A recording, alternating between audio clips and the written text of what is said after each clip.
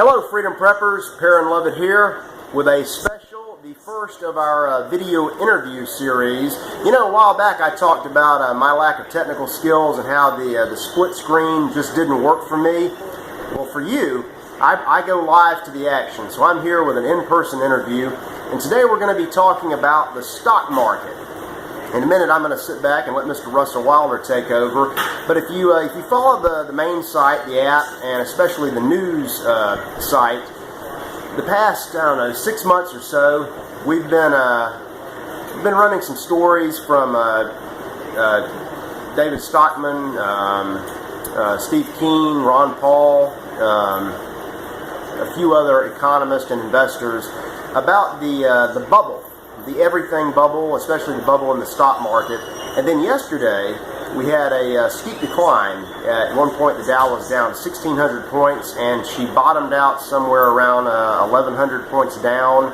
Now, this is coming at the end of this phenomenal 40 or so % growth we've seen since Donald Trump took office. But it just kind of served as a warning. About a week or two back, I posted a Jim Rogers article, somebody's article, that it had been something like 395 days, 400 days, since the market had had a correction of at least 5%. And this is the longest period we've ever gone without a 5% correction. We got that yesterday. I think at one point it was a 6% correction. So anyway, I told you so. I'm looking out for you. But today I wanted to get with someone who knows this a little bit more as a subject matter expert. And so I am here in the palatial confines of the Top Shelf Cigar Shop in Augusta, Georgia. And if you like cigars, and you really should, then you need to come to Augusta. This is probably one of the finest shops anywhere in the Southeast. It's well worth the drive from wherever you are in Georgia or the Carolinas. And if you're in town for Masters, Russell has shops set up, or kiosk, or tent locations just about everywhere. Top Shelf Cigars. Russell Wilder is a good friend of mine, expert tobacconist, expert businessman, expert investor, and political gadfly. Very involved in Georgia politics, I think even at the national level at one point. So I'm going to turn this over to him. I want to get his thoughts on exactly what the roller coaster is doing and what we can expect, and if you are an investor, what you maybe should be thinking about. So, Russell, take it away. Your Perrin's right. We had a almost 6% drop yesterday, but it was precipitated by what happened in Friday's market. Friday's market set the tone. There's two trading methods, fundamental and technical. Fundamental is, what does this company do, and what does I think its prospects are for selling its widgets going forward, being profitable and seeing an increase in my stock when I buy it. The other is technical, which I blend with that. What does the chart say? What does it look like? There are indicators when you get to looking at stock charts, and there's a lot of learning to be actually precise with those methods. But I saw an indication in the chart Friday afternoon, Friday morning as we started dropping, that led me to believe we're about to see a serious correction. It's called a head and shoulders pattern that I saw. It's a very mild one. It's not as defined as some of the past, but it was enough that, based on my years of experience investing my own money since the mid-90s, that I knew it was time to free up some cash for the sale on stocks that was coming yesterday and today early in the first 30 minutes of the market. The stock market can be and will be and is and always will be manipulated by big players. Something you have to be cautious about. That's why it's good to learn if you're going to do this yourself. I recommend, if you want to beat the creature from Jekyll Island with an inflation machine, you don't put your money in the bank except for emergency savings to replace your washing machine, your roof, what have you.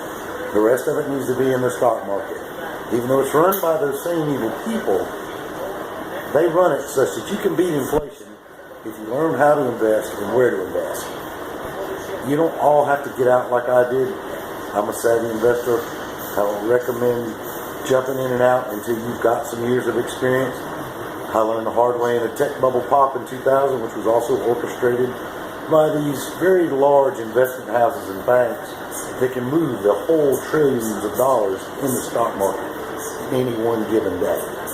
What's happened over the last 3 days of stock market activity, Friday, Monday, and this morning, is a result of the normal order of business for the stock market, which is a function of the boom and bust cycle created by the Federal Reserve and constant flooding the market with cheap money, which will always create a bubble somewhere in the market.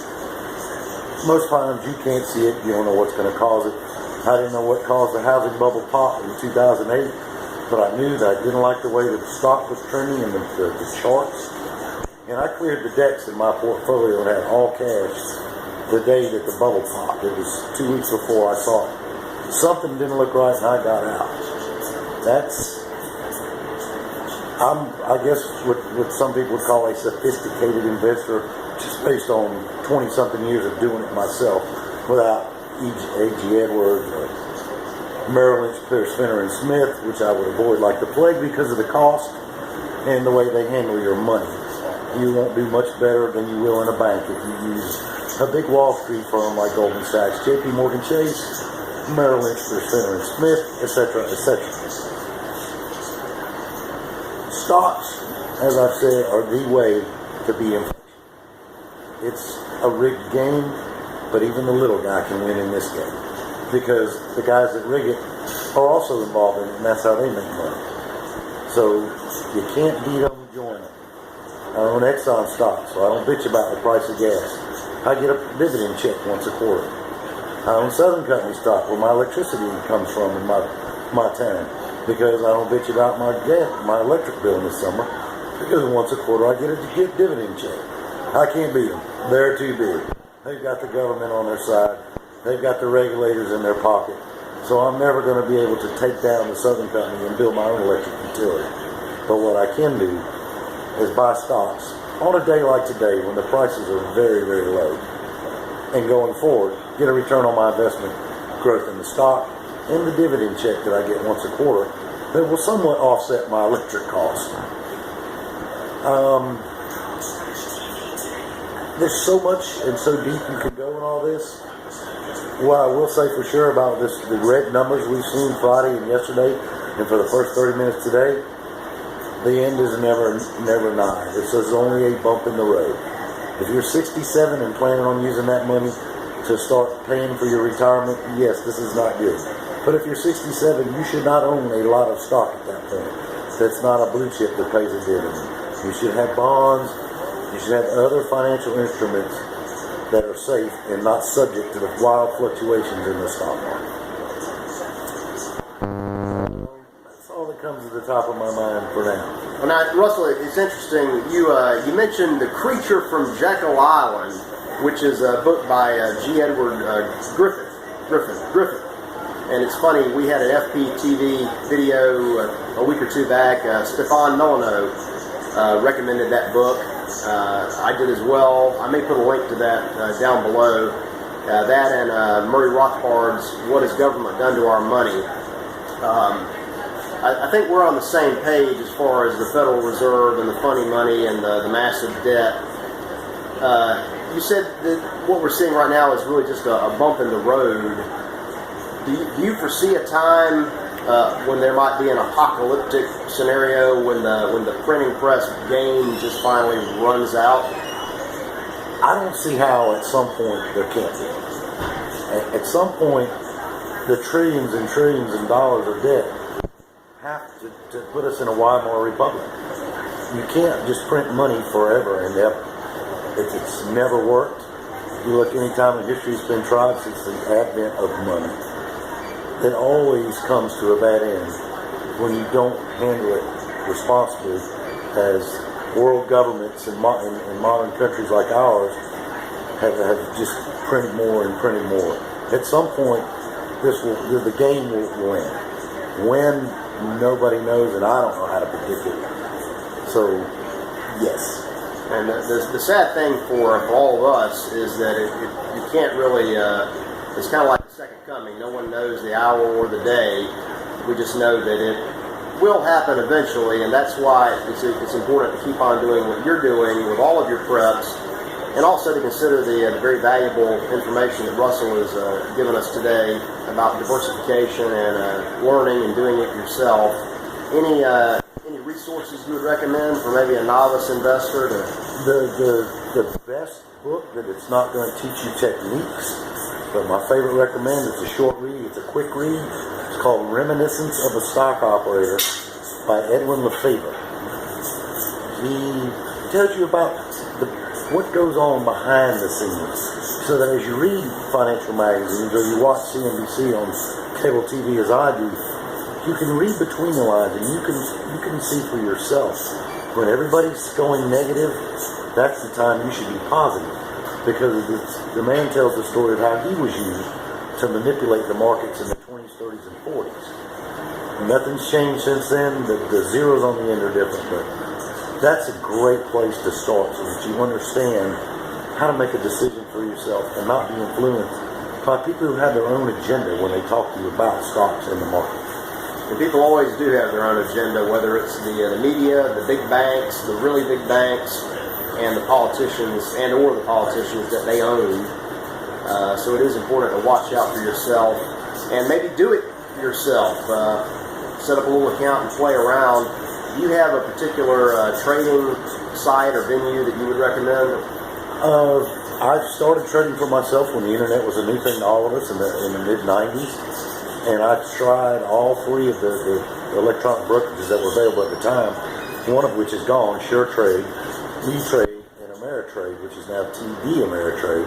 They merged with TD Waterhouse. And I found that I like the tools and I like the way the pages are handled on TD Ameritrade. Because the pricing is the same. Scottrade, AGM, they're all the same. You're trading electronically. The features are much better on TD Ameritrade. Things, research tools for you, and education they have at TD Ameritrade. Do your own research. That's the one I favor. It's like cigars. I like the one I'm smoking. You may not. I can say unequivocally, do not use E-Trade. The company is. You look at the stock chart for that company, you can see may not be where you want to put your money. And just as an aside, Freedom Prepper does not endorse or condemn any trading service or any large, powerful organization that could do us harm. We love you guys. We're just a little critical. Constructive criticism. Well, thank you, customer feedback, if you will. Yes, it's very valuable. A learning experience to tweak those feel-good SJW policies. Anyway, any big news in the cigar industry that smokers might want to know about? My friend Carlito Fuente just opened a facility and has bought farmland in Esteli, Nicaragua. The famed Fuente family has built their reputation over 40 years in the Dominican Republic, and now they're branching out into Nicaragua. Look forward to seeing what new cigars come with Nicaraguan tobacco from the Fuente family. Excellent and earthy tasting. Much stronger, but smooth. All right. Well, anyway, we're here again at Top Shelf Cigars. I'm going to put the Top Shelf link down below. I'll put that also in a little write-up that will accompany this. Try to get this out. Today is Tuesday, the 6th of February. I've done some upgrades. I've got some new YouTube abilities. We're just under 14 minutes.